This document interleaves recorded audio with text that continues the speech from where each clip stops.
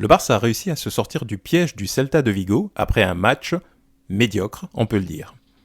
S'il y a une bonne nouvelle à tout cela, c'est qu'on a retrouvé un très grand Ter Stegen. On en parle tout de suite.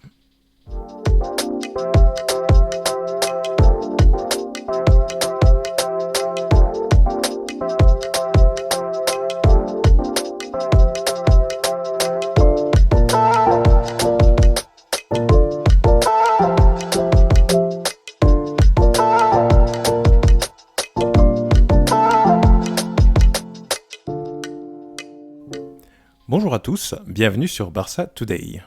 Aujourd'hui, nous allons faire le débrief du Barça Celta de Vigo, match de Liga qui a eu lieu hier, où le Barça, après un match compliqué, une première mi-temps de bonne qualité et une seconde mi-temps très très difficile, a réussi à s'imposer 1-0 au Camp Nou, et donc maintenir ainsi le leadership du championnat, ce qui était l'objectif principal. Donc, on va évacuer un petit peu, dès le départ, toutes les circonstances atténuantes qui justifieraient que ce Barça soit moins performant que celui en début d'année.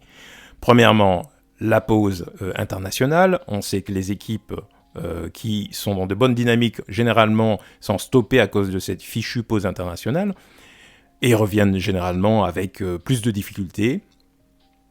Les blessures, bien évidemment, toute la charnière centrale quasiment titulaire, Araujo, Koundé, l'absence de Frenkie de Jong, même s'il revient aujourd'hui, l'absence de Depay qui fait que Lewandowski joue tous les matchs depuis le début de la saison, on n'en parle pas vraiment, mais c'est plus vraiment un joueur de 25 ans.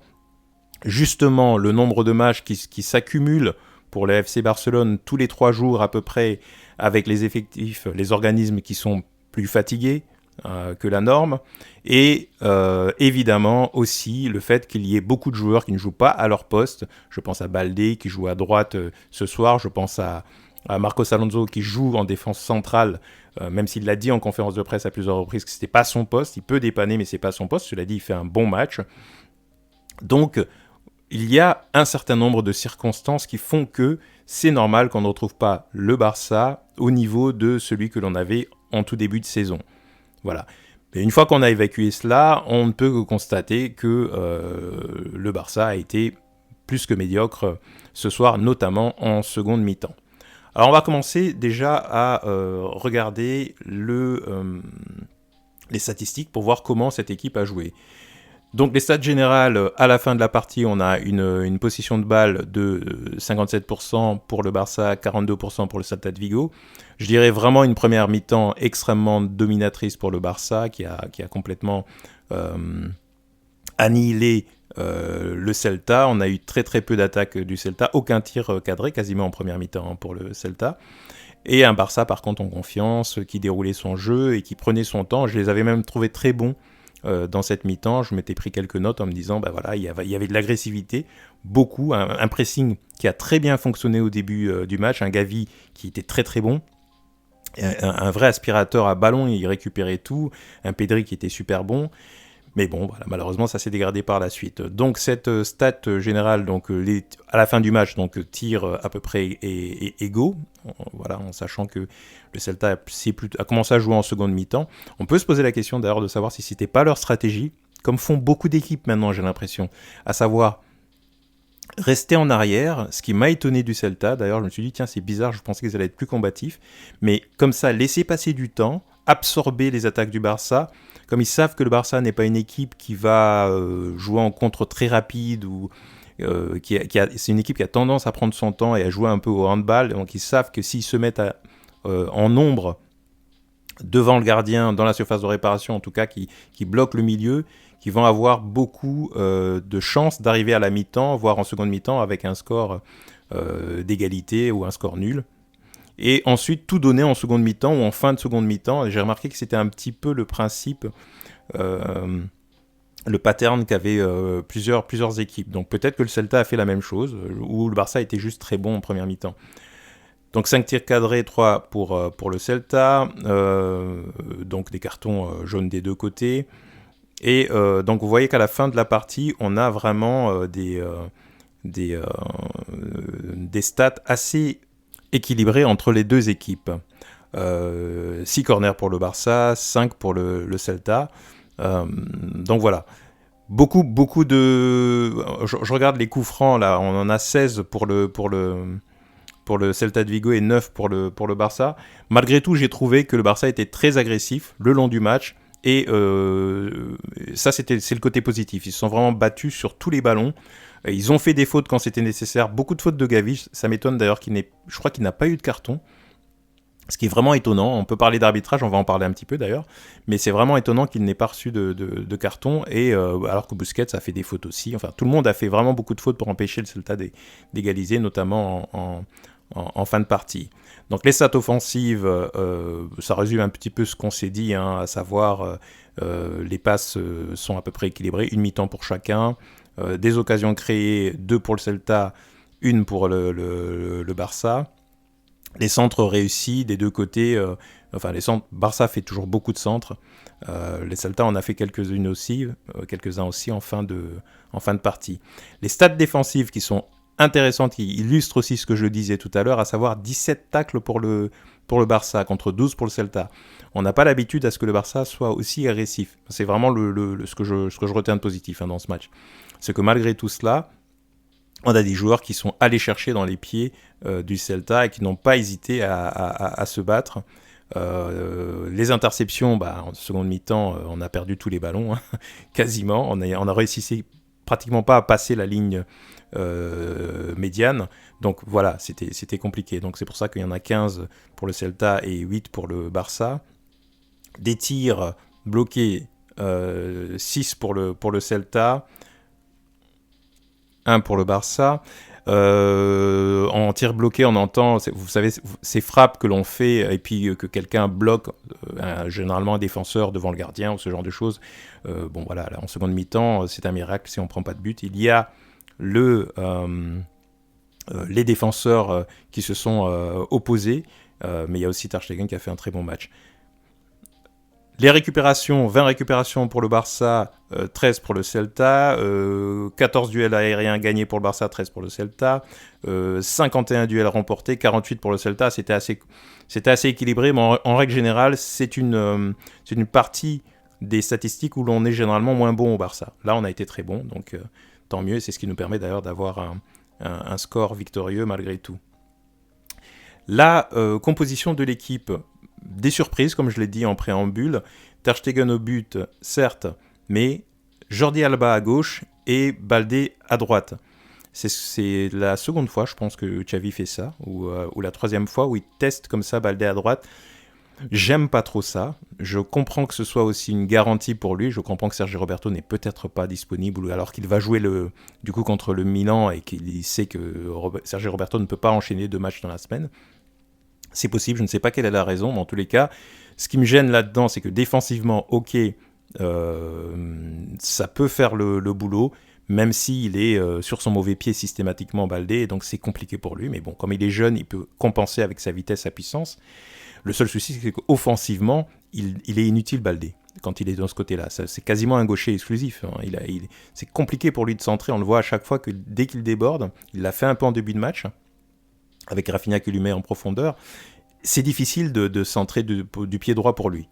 On l'a vu tout de suite. Bon, tant pis. Donc Jordi Alba à gauche, ça aussi c'est compliqué pour moi. C'est très compliqué. Pour moi, ça va être difficile de maintenir Jordi Alba titulaire pour ce type de match. Hein. Donc autre surprise, donc les centraux, Alonso en défenseur central, je l'ai trouvé bon, je l'ai trouvé pas mal. Il a l'envergure qui va bien, il a la taille, il a le coffre, il a une bonne relance. Donc pour moi, c'est une expérience qui est pour moi réussie. Je pense qu'il pourra retenter cette expérience-là avec Marcos Alonso. Il a vraiment d'ailleurs un physique de défenseur central pour moi, hein, plus que de latéral. Et donc avec Piqué qui a fait un très bon match aussi, il faut bien le dire. Hein. Piqué a été bon, a été rassurant. Milieu de terrain, Busquets, Gavi et Pedri. Donc, j'avais dit Kessié dans mon avant-match, mais j'avais oublié que Kessié était blessé, donc c'était pas possible. Mais je savais que Frenkie de Jong ne serait pas titulaire de toute façon. On ne peut pas revenir de blessure et tout de suite être titulaire. Il est rentré en cours de match et il a fait beaucoup de bien. Et en attaque, étonnamment, il a mis Ferran Torres, Lewandowski et Rafinha. Lewandowski et Rafinha étaient attendus. Torres, non. Pour moi, c'était Ansu Fati qui devait être titulaire. Je ne comprends pas pourquoi il a mis Ferran Torres. Ferran Torres, on en parle et puis on ferme le sujet là-dessus. Très bon joueur, intelligent, techniquement très bon. Il fait d'ailleurs une frappe devant le but. Il manque clairement d'agressivité. Il perd quasiment tous les duels. Enfin, on a l'impression d'avoir un joueur d'une catégorie inférieure qui joue avec les grands. Il sait tout faire. Moi, je l'ai déjà vu tout faire à City, et même au début, en pré-saison avec le Barça. Mais j'ai vraiment l'impression que mentalement, il a une grosse difficulté à se mettre au niveau par rapport aux autres. Et on le sent parce qu'il n'est pas combatif. Voilà, il manque d'agressivité et si on va lui chercher le ballon dans les pieds, on est quasiment sûr de le récupérer. Donc Torres, c'est mentalement que ça doit se faire et je ne sais pas si Xavi lui rend service en l'alignant systématiquement comme ça. Donc voilà, donc un match compliqué pour tout dire, avec une première mi-temps très bonne où on a eu plusieurs occasions. On aurait pu normalement aggraver le score et arriver à la mi-temps avec un 2 ou un 3-0. Ça aurait, à mon avis, changé complètement la physionomie du match. Je le dis comme ça, et ça me permet d'ailleurs de parler un petit peu du penalty non sifflé contre Rafinha, qui pour moi aurait dû être le tournant du match, s'il avait été transformé, mais je pense que bon, il n'y a pas de raison.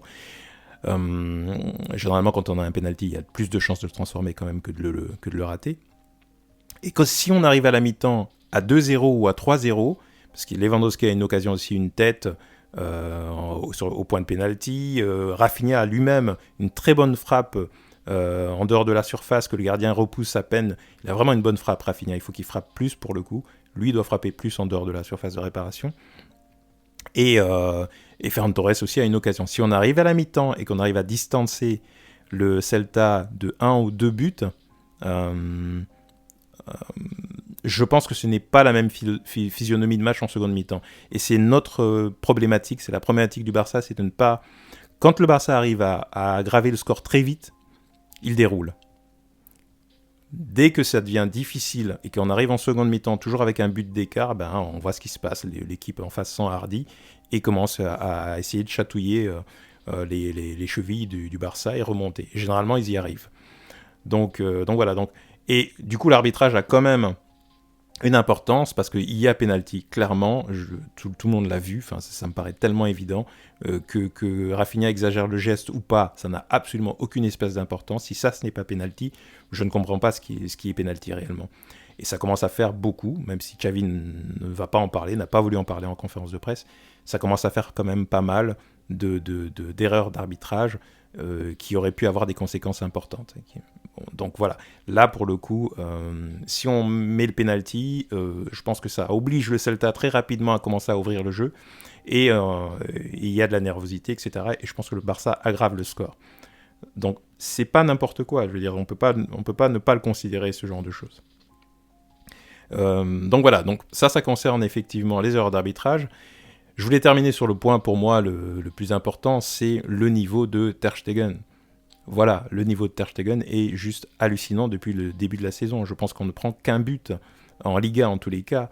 Pour le reste, ce ne sont que des clean sheets sur clean sheets, quoi. Et liés pour beaucoup. Donc, est-ce que c'est le fait qu'il ait une nouvelle coupe de cheveux, qu'il ait retrouvé par miracle des cheveux, qui le rend plus fort, ou je ne sais pas, parce que réellement, là où les années précédentes, il arrivait il arrivait rarement à finir un match sans avoir encaissé un but. Là, on a une série qui commence à durer, et ça c'est très bien, tant mieux pour le Barça. Après tout, il fait partie du jeu.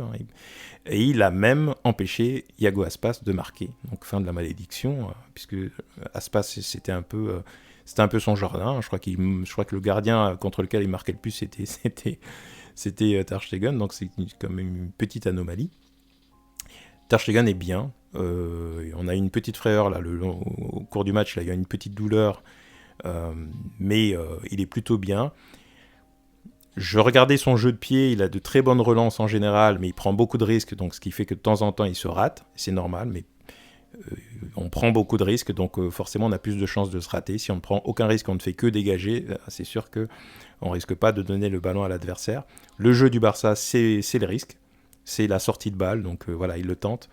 Le problème, c'est que de temps en temps, même quand il n'est pas bien, il le tente aussi. Et ça peut créer un peu de désordre en défense. Mais la plupart du temps, ces relances sont tellement propres, on s'en rend plus compte, quoi. D'un côté comme de l'autre, ça arrive dans les pieds, soit des latéraux, soit des milieux de terrain. Donc il faut vraiment encenser Ter Stegen quand il est très bon, et c'est le cas en ce moment. Donc pour moi, c'était le meilleur joueur. Je crois que l'homme du match a été Gavi, qui a fait aussi un match énorme, hein, évidemment, mais pour moi, ça aurait dû être Ter Stegen. C'est clairement grâce à lui que le Barça arrive en fin de match avec un but d'avance. Sans lui, clairement, ce match aurait certainement été perdu. Donc voilà, donc Barça 1, Celta de Vigo 0. Le Barça est toujours leader et c'était l'objectif principal. Maintenant, on regarde vers l'Inter de Milan, le match de mercredi, donc Barça-Inter de Milan. Et on arrive, j'espère, en ayant récupéré Frenkie de Jong, c'est déjà un plus. Peut-être, on parle de peut-être Koundé qui serait récupéré, mais je n'y crois pas trop. Et je pense pas que ce serait une bonne idée qu'il force là-dessus, mais bon. Au moins, on arrive avec le moral un petit peu meilleur que le courant de la semaine dernière.